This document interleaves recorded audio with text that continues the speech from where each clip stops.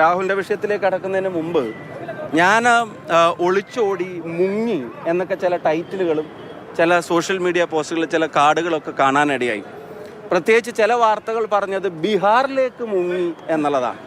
ബീഹാറിൽ നടക്കുന്നൊരു എക്സസൈസിൻ്റെ ഗൗരവം എന്താണെന്ന് ഒട്ടും അറിയാത്ത ആളുകളല്ല കേരളത്തിലെ മാധ്യമ പ്രവർത്തകർ.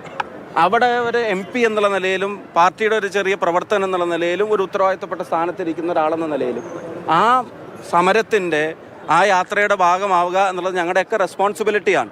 21-ാം തീയതി പാർലമെൻറ്റ് സമ്മേളനം കഴിഞ്ഞാൽ നാട്ടിലേക്ക് വരുന്നതിന് മുമ്പ് ഡൽഹിയിൽ നിന്ന് ബീഹാറിലേക്ക് പോകാൻ എളുപ്പമാണെന്ന് നിങ്ങൾക്ക് എല്ലാവർക്കും അറിയാം. അപ്പം അതിന് പോയിട്ട് ഞാൻ തിരിച്ചിന്ന് പുലർച്ചെയാണ് എത്തിയത്. വന്ന് ഞാൻ നിങ്ങളെ കാണുന്നു. ഇപ്പോൾ ബീഹാറിലേക്ക് പോയി എന്ന് പറയാം, ബീഹാറിലേക്ക് മുങ്ങി എന്ന് പറയുന്ന മാധ്യമ പ്രവർത്തനം അത് ശരിയാണോ എന്നുള്ളൊരു ആത്മപരിശോധന നടത്താൻ നിങ്ങളും തയ്യാറാവണമെന്ന് അഭ്യർത്ഥിക്കുന്നു. ബീഹാറിലേക്ക് എനിക്ക് പോകേണ്ട ഉത്തരവാദിത്വം ഇല്ല, ഞാൻ പോകണ്ടേ?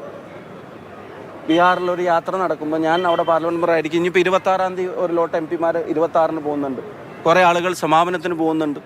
അപ്പോൾ എനിക്ക് പോകാൻ കഴിയാവുന്നൊരു ദിവസം അതാണ്. എനിക്ക് ഇന്നിവിടെ പരിപാടിയുണ്ട്, എനിക്ക് നാളെ ഉണ്ട്, 25-ന് NHA ഓഫീസിൽ പോകണം, 26-ന് മിഷൻ്റെ പരിപാടിയുണ്ട്, 27-ന് KK രമ MLA നടത്തുന്ന പരിപാടിയുണ്ട്, 28-ാം തീയതി ഞാനൊന്ന് വിദേശത്ത് പോകുന്നതിനെ സംബന്ധിച്ചൊരു തീരുമാനമുണ്ട്.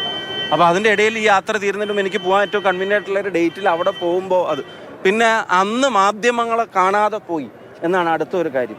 മാധ്യമങ്ങൾ ഇങ്ങനെ കോൺഗ്രസ് നേതാക്കന്മാർ വരി നിന്ന് കാണണം എന്നുള്ള നിർബന്ധ ബുദ്ധി എവിടെയെങ്കിലും ഉണ്ടോ? KPCC പ്രസിഡന്റ് പ്രതികരിച്ചില്ലേ അന്ന് ആ വിഷയത്തിൽ? എൻ്റെ പ്രസിഡന്റ്, ഞാൻ വർക്കിംഗ് പ്രസിഡന്റ് ആയിരിക്കുന്ന കമ്മിറ്റിയുടെ പ്രസിഡന്റ് തന്നെ മാധ്യമങ്ങളോട് പ്രതികരിച്ചു, പ്രതിപക്ഷ നേതാവ് പ്രതികരിച്ചു, രാഹുൽ ഉൾപ്പെടെയുള്ള ആൾക്കാർ പത്രക്കാരെ കണ്ടു.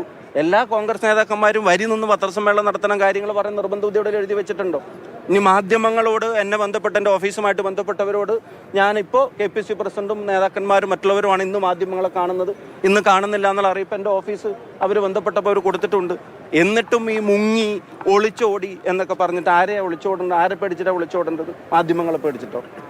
അതല്ലെങ്കിൽ ഈ പറയുന്ന ഏതെങ്കിലും പ്രദേശങ്ങളെ പേടിച്ചിട്ടോ? ഇപ്പം ഞാൻ അവിടെ ഇരിക്കുമ്പോൾ ഒരു പ്രതിഷേധം വന്നു, ആരും ഒളിക്കുന്നു കൊടുന്നൊന്നും കണ്ടില്ലല്ലോ. അങ്ങനെ പ്രതിഷേധിച്ചിട്ടുമുണ്ട്, പ്രതിഷേധങ്ങളെ കണ്ടിട്ടുമുണ്ട്, മാധ്യമങ്ങളെയും കണ്ടിട്ടുണ്ട്, ചോദ്യങ്ങൾ ഉത്തരം അങ്ങനെ. അപ്പോൾ ആ ബീഹാറിൽ ഒരു യാത്രയിൽ പങ്കെടുക്കാൻ പോകുന്നതിൻ്റെ കാര്യത്തിലൊക്കെ ഒളിച്ചോടി മുങ്ങി എന്നൊക്കെ വാർത്തകൾ കൊടുക്കുന്ന, ടൈറ്റിൽ കൊടുക്കുന്ന മാധ്യമ പ്രവർത്തനം അത് ശരിയാണോ എന്നുള്ളത് മാധ്യമങ്ങൾ തന്നെ വിലയിരുത്തിയാൽ മതി എന്നുള്ളത്.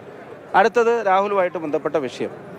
ഞാൻ അതിനകത്ത് പറയാൻ ആഗ്രഹിക്കുന്ന ഒരു പ്രധാനപ്പെട്ട കാര്യം, ഒരു കോടതി വിധിയോ ഒരു FIR അതല്ലെങ്കിൽ ഒരു സീരിയസ് ആയിട്ടുള്ള റിട്ടേൺ ആയിട്ടുള്ള ഒരു കംപ്ലയിൻറ്റ് ഏതെങ്കിലും സർക്കാർ സംവിധാനങ്ങളിലോ ഒക്കെ വരുന്നതിൻ്റെ മുമ്പ് തന്നെ ഇങ്ങനെ ഒരു ആരോപണ പരിസരം ഉയർന്നപ്പോൾ അതിൽ രാജ്യസന്നദ്ധത പാർട്ടി നേതൃത്വത്തെ അറിയിക്കുകയും പാർട്ടി നേതൃത്വമായിട്ട് ആലോചിച്ചിട്ട് തൻ്റെ രാജിയും അയാൾ പ്രഖ്യാപിച്ചിട്ടുണ്ട്. ഇനി ഈ രാജി വേറെ ഏതെങ്കിലും CPM പ്രവർത്തകരോ നേതാക്കന്മാരോ ആണോ പ്രഖ്യാപിച്ചിരുന്നെങ്കിൽ നിങ്ങളെല്ലാം കൂടെ പറയാൻ പോകുന്നത് അത് ധാർമ്മികതയുടെ ഒരു ക്ലാസ് എടുക്കൽ അപ്പോൾ വരുമായിരുന്നു. കണ്ടോ FIR ഇല്ലാത്ത രാജി, കണ്ടോ പരാതി ഇല്ലാത്ത രാജി, കണ്ടോ പിന്നെ കേസെടുക്കാത്ത രാജി, കണ്ടോ കോടതി വിധി ഇല്ലാത്ത രാജി, കണ്ടോ കുറ്റവിധി കുറ്റവാളിയാണെന്ന് പ്രഖ്യാപിക്കപ്പെടുന്നതിന് മുമ്പ് രാജി. അപ്പം എല്ലാവരും അതിൻ്റെ ഒരു സാംസ്കാരിക ഇടപെടലുകളും പ്രവർത്തനവും പ്രതികരണവും ഒക്കെ ആ നിലയിലാവുമായിരുന്നു.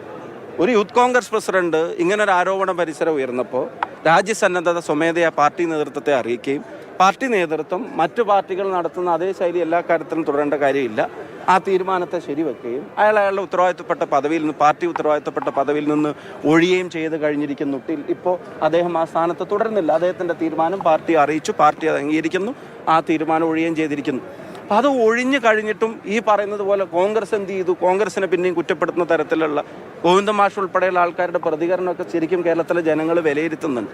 കോൺഗ്രസിന് ധാർമ്മികത പഠിപ്പിക്കുകയാണ് ഇതിനകത്താണ്.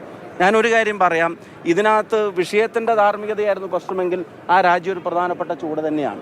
പക്ഷെ അതിനപ്പുറത്തേക്ക് കോൺഗ്രസിനെ നിർവീര്യമാക്കാം, കോൺഗ്രസ് പ്രവർത്തകരെ സൈലൻ്റ് ആക്കാം, ഗവൺമെൻറ്റിൻ്റെ ചെയ്തികളിൽ നിന്ന് ജനങ്ങളുടെ മുമ്പിൽ തൽക്കാലം മറച്ചു പിടിക്കാൻ ഇതിനെ ഉപയോഗിക്കാം എന്നൊക്കെ വിചാരിച്ചിട്ടാണ് ഇപ്പോൾ ഇവിടെ നടക്കുന്ന സമരം ഉൾപ്പെടെയുള്ള ചില പ്രതികരണങ്ങൾ, CPMൻ്റെ പ്രതികരണങ്ങൾ എന്നുള്ള രാഷ്ട്രീയമായിട്ട് അതിനെ കാണാം. പക്ഷെ മാധ്യമങ്ങൾ ആ അജണ്ടയുടെ ഭാഗമായിട്ട് നിൽക്കുന്നത് എന്തിനാണെന്ന് എനിക്ക് മനസ്സിലാവുന്നില്ല, ചില മാധ്യമങ്ങൾ പ്രത്യേകിച്ചും.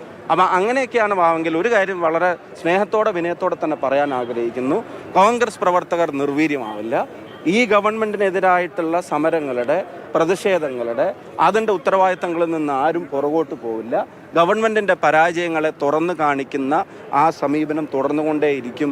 ഈ പറയുന്ന രാജിക്കപ്പുറവുമുള്ള കോൺഗ്രസിൻ്റെ മൊറാലിറ്റിയെ ക്വസ്റ്റ്യൻ ചെയ്യുന്ന ഇൻറ്റൻഷൻ അത് ഈ പറയുന്നത് ധാർമ്മികതയിൽ അടിസ്ഥാനപ്പെടുത്തിയുള്ളതല്ല. നേരെ മറിച്ച് അത് രാഷ്ട്രീയ ലക്ഷ്യങ്ങളോട് കൂടിയുള്ളതാണ്. ഇപ്പം കത്തുൾപ്പെടെയുള്ള വിവാദങ്ങൾ കത്തുമ്പോൾ അതിനെ മറക്കാൻ തൽക്കാലം ഇതിൻ്റെ പേരിൽ വല്ല ധാർമ്മികതയുടെ വേഷമണിയാന്നാണ് വിചാരിക്കുന്നത്.